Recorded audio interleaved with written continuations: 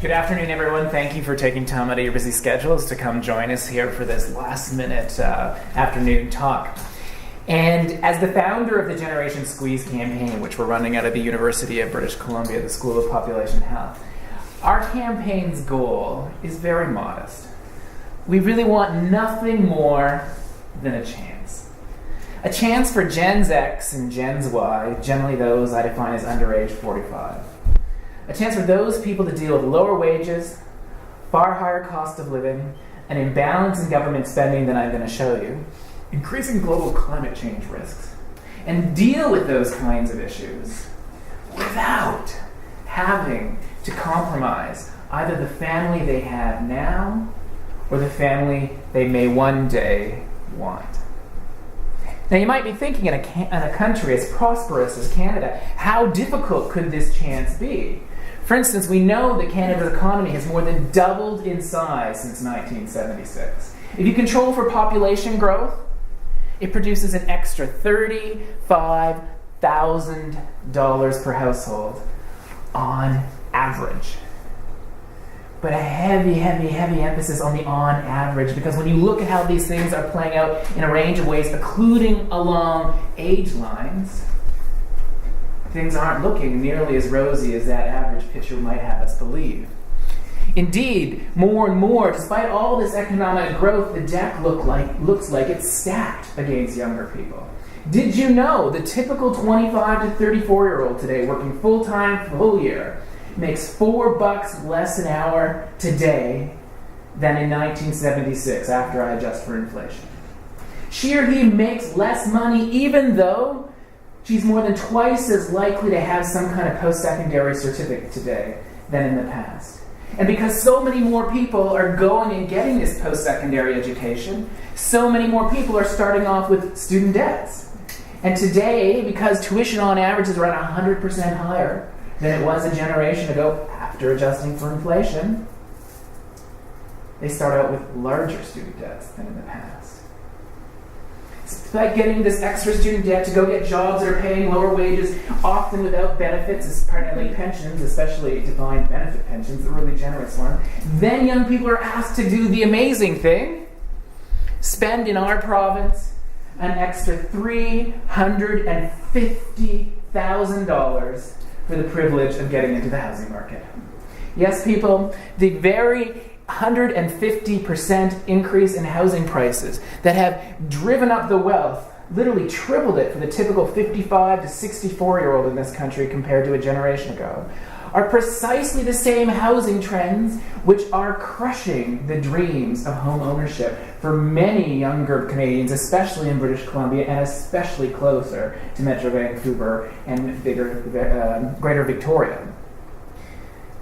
Because those high housing prices are making it far more challenging to get a foothold from which they can climb up financially towards greater success. Let me make that concrete for you. A generation ago, in 1976, it took the typical 25 to 34-year-old working full-time, full year, 5 years to save a 20% down payment on a home in an average school district. Across the country, it is now going to take that same person today 10 years. And in the most beautiful of British Columbia, it takes 15 years. Longer still in Metro Van. This is leaving entire generations of young people squeezed between time and money pressures. They are literally working and studying more to have less. And this decline in the standard of living for young people is so significant now, it is literally seeping in to their love lives. Did you know the typical 20-something today is more likely in our country to live with her or his adult parents than with her lover? A generation ago, even as late as the early 80s, 20-somethings were more likely to be coupling up, living with boyfriends, girlfriends, spouses, what have you, than their adult parents. But things have changed so substantially in terms of wages and the cost of living. That trend has reversed.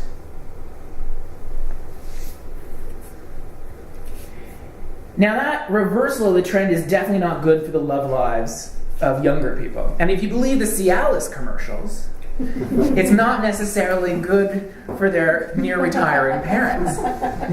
And in addition to that interference with their love lives across generations right now, we do have many in the baby boom generation, nearing or recently retired, thinking about, wow, what's going on with my adult kids? Look at the new pressures they're facing. How might I adapt on their behalf? Sometimes parents are inviting their adult kids to live at home longer. Sometimes they're doing more to cover the costs of post-secondary. Some are helping out with the costs or providing the time for childcare. Around Greater Victoria, Metro Vancouver, people have seen their wealth and homes go up so much they're saying, how might I tap into the wealth of my home and help my kids possibly get a start with a down payment? When families have the means, some of them indeed are trying to adapt intergenerationally. Nevertheless, these generations, both those nearing retirement and those recently becoming young adults, are increasingly recognizing Gen X and Gen Y cannot work their way out of this time and money squeeze without giving up something very fundamental. Either we have young couples shifting more and more from 40-hour work weeks to closer to 80 hours, in order to bring home household incomes in this province that are actually going down for young people.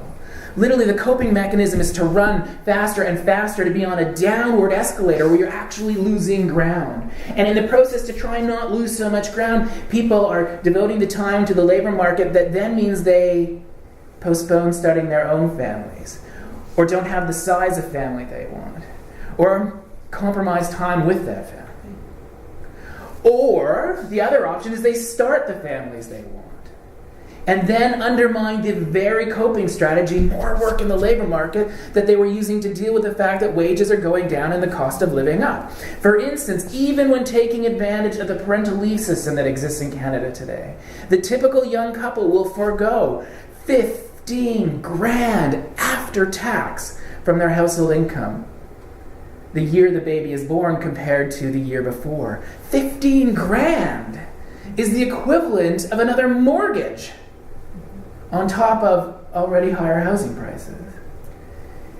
And when people can only forgo that sort of hit for so long, and the parental leave system runs out after a year anyhow, so the hit only grows larger, as a result, more and more young people are turning to the community and saying, are there services in the community that would facilitate my having enough time in the labor market to deal with lower wages and the rising cost of housing, while knowing that my child is in a safe, stimulating environment that supplements, but never replaces what I do at home?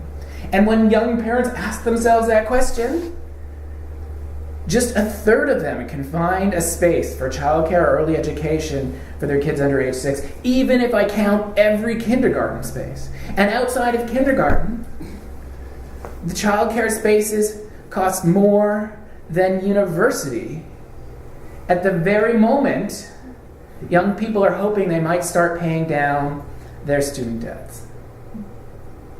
Behold the burdens of generations X and Y. Generations squeeze when they start their families. They become squeezed for time at home. They become squeezed for services like childcare, which are unaffordable. And when they can find them, well, they often can't. They have to choose between which kids they're going to send. And they become squeezed for income because of the higher student debts they start with, higher housing costs and lower wages, and then things like childcare out on top, another mortgage. Now this squeeze exists not only because of social and economic trends that have evolved over the last couple of decades in our country. The squeeze also exists because of our failure, provincially and federally, to adapt our public policy priorities to the new challenges facing younger people. Did you know the Canadian government spends slightly more, outside of Quebec, subsidizing livestock and agriculture than we do subsidizing parental time at home with a new baby and childcare and early education?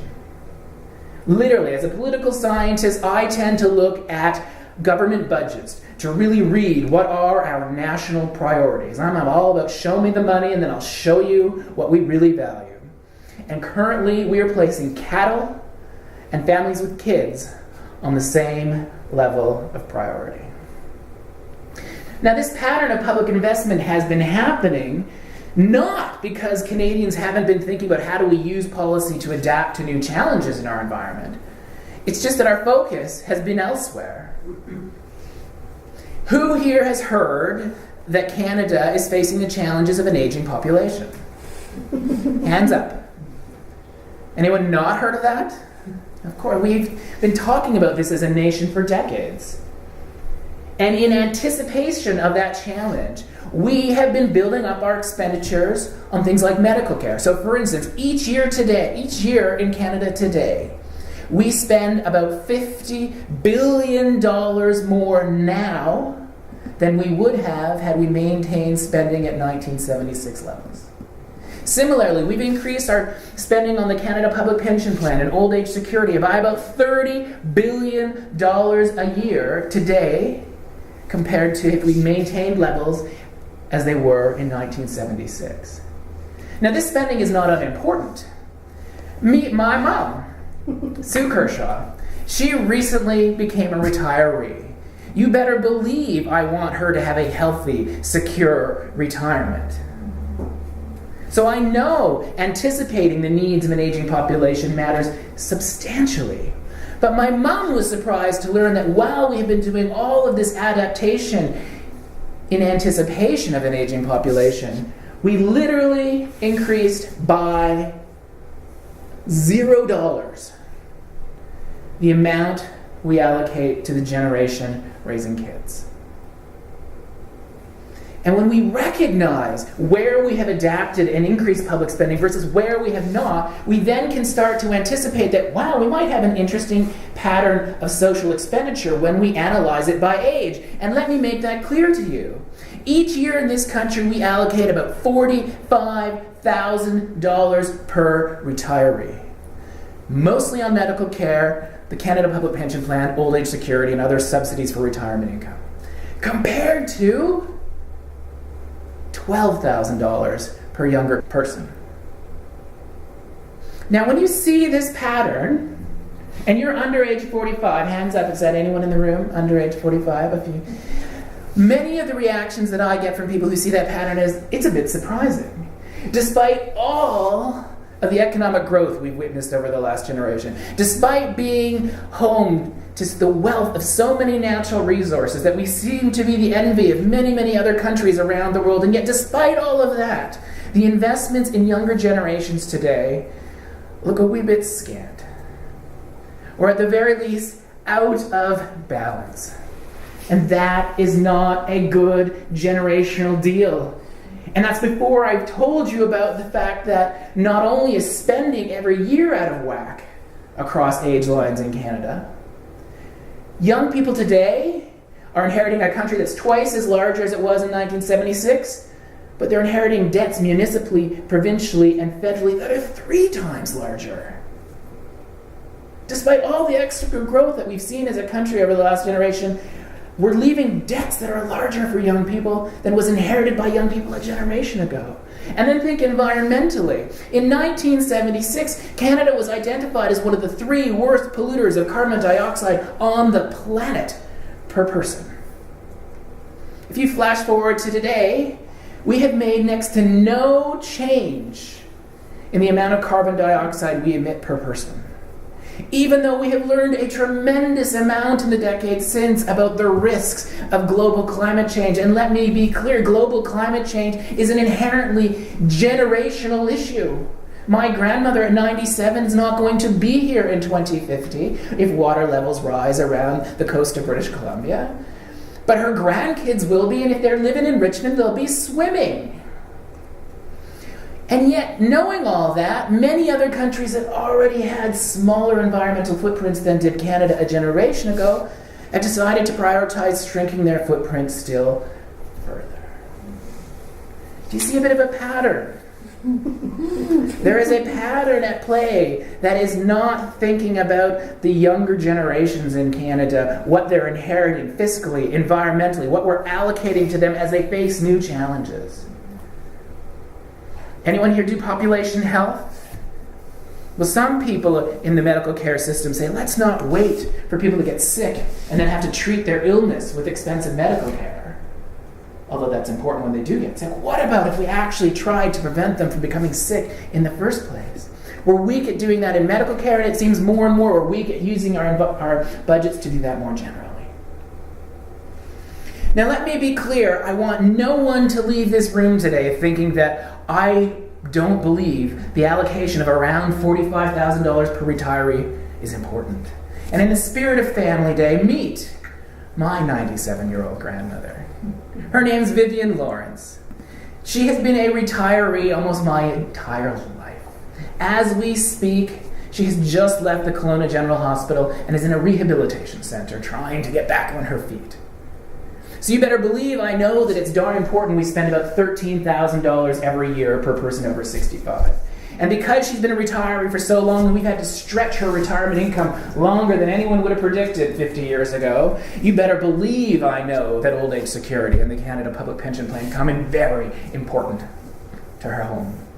And that there are a range of other ways that we try and stretch her income, and governments do that. It is an impressive set of adaptations and policy priorities we put in place in this country. That's not the problem. The problem, though, my grandmother increasingly wonders, is why? Why is the allocation in the medical care alone on which she depends greater than every other allocation I can think of for younger people? Whether it's grade 1 to 12, or the medical care younger people use, or post-secondary education. Every tax break I can think of for families with kids. Childcare, parental leave, employment insurance, workers' compensation, very modest tax breaks in housing for young people, which, by the way, are smaller than they are for retirees. And a range of other things. I have taken the kitchen sink, everything in the kitchen sink, thrown it into the analysis, and still the allocation per younger person in this country is barely equaling the medical care, and it is far smaller than the combined CPP and old age security for the loved aging family members in our lives. I've shown you how government policy plays out at the per person level. Now let me aggregate it to the societal level. Each year we spend about $15 billion on the generation raising kids under age 6. Now $15 billion is not pocket change, at least for an individual. But let me put this in the context of our other allocations, and you tell me, as we start a conversation, about what our priorities really are. $15 billion on the generation raising young kids under age 6 is 3/4 of what we put into subsidizing oil, mining, forestry, agriculture, possibly now the film industry. I bet you it's in there. I'm not quite sure if the film industry is part of that 20 billion. It's about 3/4 of the jets that we finance as part of our national defense system. It's about half of what we do building prisons and paying for the criminal justice system. It is about half of what we do building and replacing and renewing roads and bridges and telecom infrastructure. When kids hit age 6, then we start to recognize the importance of investing larger dollars. For schools, from elementary to secondary, each year receive about $50 billion across the country. And then for post-secondary, we allocate another $50 billion. So there's what you can see, what it starts to take to start putting dollars in at a population level, when we really are serious about a policy. But even that almost $100 billion for education pales in comparison to the almost $125 billion we put into subsidizing retirement income, the nearly $150 billion we put in each year into medical care. And medical care has been the fastest growing part of our budgets in the last decade, simultaneous with one other priority. Anyone guess? We've been increasing one thing and cutting something else. Increasing medical care dramatically while simultaneously cutting $82 billion a year from our municipal, provincial, and federal taxes. Which more and more is creating harder and harder budget to balance for governments. Which brings me back to the fact younger people are inheriting today far larger debts than did their parents, even though their parents have witnessed traumatic economic growth over their adult lives before heading into retirement. And the interest on the extra debt alone is nearly twice what we actually invest in younger generations when they have young kids at home. When I see these fiscal patterns, these policy trends, and the budgets that go with them, it is very difficult to be a professor not to say, where is the family in all of that? Where is the future? Indeed, we are leaving starting a family unaffordable by the standards we had hoped would become the norm a generation ago. And when you look at the first letter in family, what is it? All together now. And the first letter in unaffordable? Exactly. And that FU is a far greater slap in the face to entire generations of young people in their prime childbearing and rearing years than any four-letter slur. Fortunately, we can change this. There is something we can do. Yes, we can build a better generational deal, one that gives all generations a chance. And what we need to do in order to get that better generational deal and recognize the deal stacked against younger people now is to simply build on our proud history of building and adapting policy in response to changing circumstances for generations. In short, we need to adapt for Generation Squeeze in the way we have done and continue to do for retirees.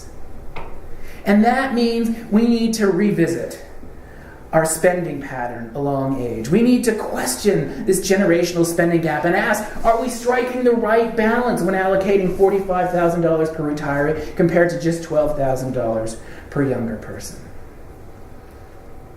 Now, you've heard me say that wages and housing prices are down and up respectively. As you might be assuming, well, of course then, if those are the big sources of the problem, then we're going to have to tackle them head on with policy solutions. But the problem is, housing prices, wages, these are things that are determined in large part by markets, forces of supply and demand. And politicians actually have relatively few levers to directly influence those markets. More often than not, when the policy lever is available, they can set minimums. So like a minimum wage, which we've raised from $8 to about $10 in our province a few years ago. Although the living wage often is identified as twice that. Or shelter for the homeless, or rental assistance for the working poor. These are important policy tools to use.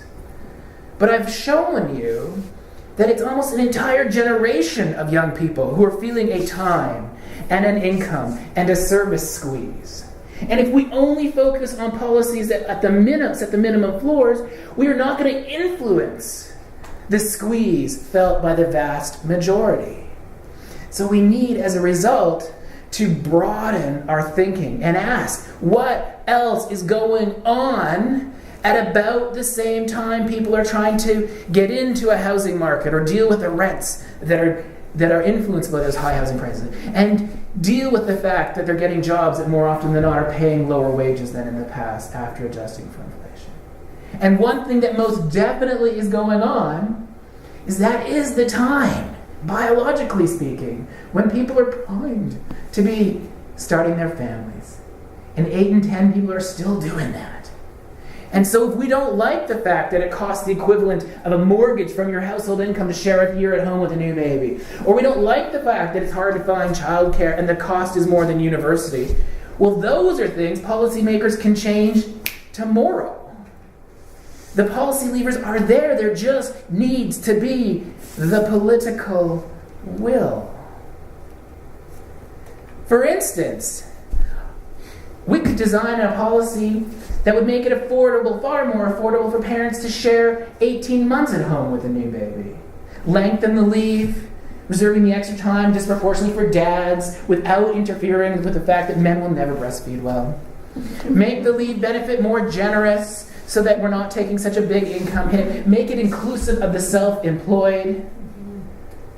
We could do all of that. And rather than the typical family forgoing at least $15,000 when parents are splitting a year at home, we could make 18 months affordable and they're maybe giving up 2 or 3 over the year. And then we could just build more early education and childcare spaces. and invest them at a level that brought the fee down to closer to $10 an hour, $10 a day, $2,500 a year. For households with incomes below $40,000, no fee. And in the process, we would really do a lot to almost eliminate poverty for young families. And we would pay wages to the child care providers that were no longer equivalent to what they're paid now, which is akin to parking lot attendants. We would actually pay them wages that are commensurate with the education and skill required to do the work well. In other words, akin to what we ask teachers to do when teaching in grade 1 and grade 2, etc. If you were to do these things, you would save the typical young family 50 grand before their kids reached age 6. And if you were to save people 50 grand when they had young kids, when they were young adults trying to start their families and homes and jobs, you could do great things. You could make work-life balance far more affordable for couples, backing them away from, does everyone need to be working 40-plus hour weeks, to saying maybe 35 might be manageable. Or a lone parent could get by far more easily than she, more often than not she or he, is able to do now because they can't switch from 40 to 80 hours. They don't have 2 people in that one body. And without doubt, if you were saving people 50 grand in their early adult years, they could pay off their average student debt and reduce by years the time it takes to save a down payment, or pay off far faster that mortgage, or handle more easily the higher rent.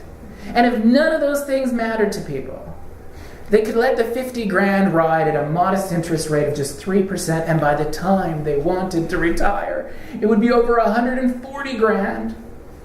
And that's the equivalent of many, many years of the maximum Canada Public Pension Plan benefit right now. If we want young people to be able to deal with the fact that wages are lower and the cost of living is higher, and that's making it harder for retirement savings, don't wait till after the fact and figure out, okay, now you're a poor senior, what are we going to do about it? Figure out how we can let them save early on and benefit from the power of compound interest, which is what their parents' generation has done. And as I mentioned, we can organize the details of these policies in ways to eliminate poverty without doing a lot of things that are stigmatizing. If we were to set the minimum benefit in a new parental leave system at today's maximum, I just eliminated poverty for families with kids under age 18 months. And I didn't do it in a way that was stigmatizing. I did it in a way that everyone's benefiting from the policy change.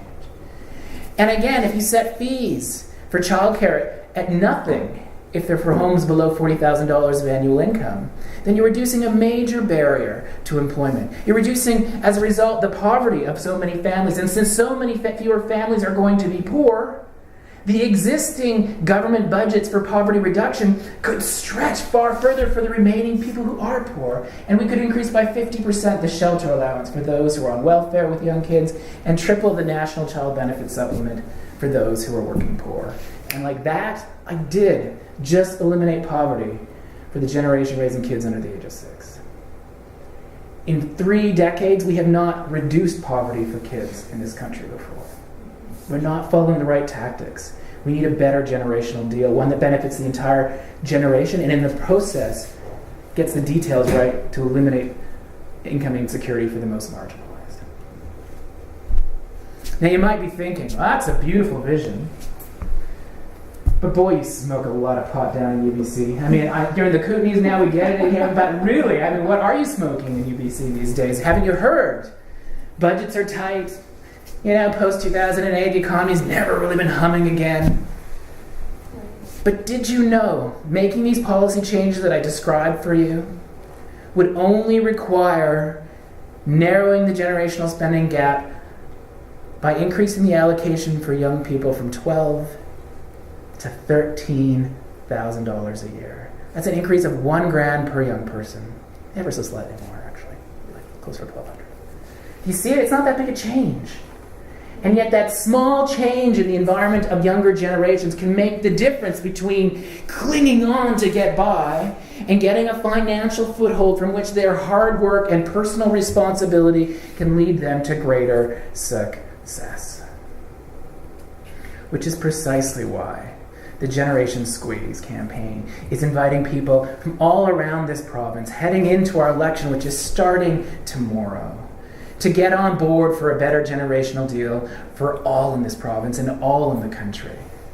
to work for a country that gives every generation a chance, rather than a country right now which puts forward budgets that pit the health of grandparents against the well-being of their kids and grandchildren.